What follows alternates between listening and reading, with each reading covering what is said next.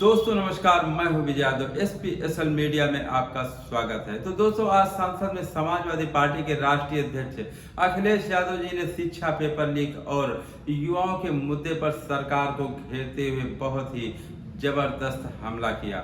सपा राष्ट्रीय अध्यक्ष अखिलेश यादव जी ने कहा कि हाल ही के छात्र आंदोलन ने यह साबित कर दिया कि अगर युवा एकजुट हो तो सरकार को भी अपने फैसले बदलने पड़ते हैं। उन्होंने कहा कि युवाओं के आंदोलन के बाद सरकार को झुकना पड़ता है और इसी वजह से यह नया बिल संसद में लाना पड़ा। इसके बाद उन्होंने लगातार हो रहे पेपर लीक के मुद्दे को उठाया। उनका कहना था कि 2024 में कानून बनने के बावजूद 2026 में पेपर लीक की घटनाएं हुई। उन्होंने सवाल किया कि अगर पहले से कानून मौजूद था तो फिर नया कानून बनाने की जरूरत क्यों पड़ी।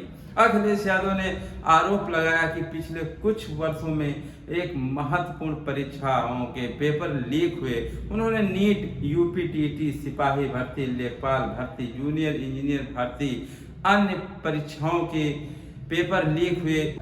इससे लाखों युवाओं का भविष्य प्रभावित हुआ है। उन्होंने यह भी कहा कि इस आंदोलन की सबसे बड़ी खासियत यह थी कि इस में केवल छात्र ही नहीं बल्कि उनके माता पिता भी खुलकर साथ आए। उनके अनुसार यह युवाओं और परिवारों का नाराजगी का प्रतीक था।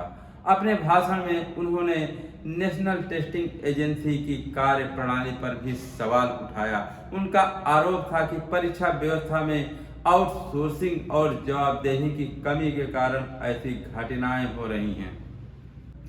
इसके बाद उन्होंने शिक्षा व्यवस्था पर बात करते हुए दावा किया कि देश भर की बड़ी संख्या में सरकारी प्राथमिक विद्यालय बंद किए गए हैं। उनका कहना था कि इसका सबसे ज्यादा असर गरीब, दलित और वंचित परिवार के ऊपर पड़ेगा। तो समाजवादी पार्टी के राष्ट्रीय अध्यक्ष अखिलेश यादव जी ने समाजवादी पार्टी के सांसदों के साथ मिलकर के पेपर लीक आउट के मामले में संसद परिसर में धरना प्रदर्शन किया। अखिलेश यादव जी ने उत्तर प्रदेश की मौलाना जवाहर यूनिवर्सिटी को लेकर के बात सदन में आज उठाई। संसदीय मंत्री किरण रिजिजू जी ने 1975 की इमरजेंसी की बात को लेकर कहा कि छात्रों ने उस वक्त भी आंदोलन किया था।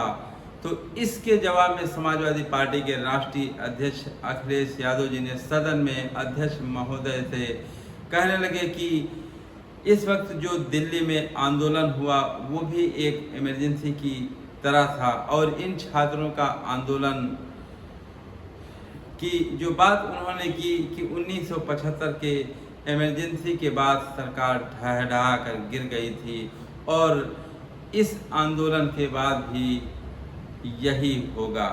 तो दोस्तों, समाजवादी पार्टी के राष्ट्रीय अध्यक्ष जी ने यह सरकार पर तीखा हमला बोलते हुए कटाक्ष किया।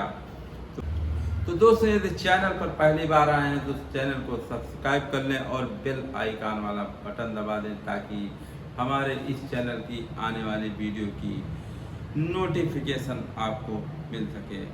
बहुत बहुत धन्यवाद।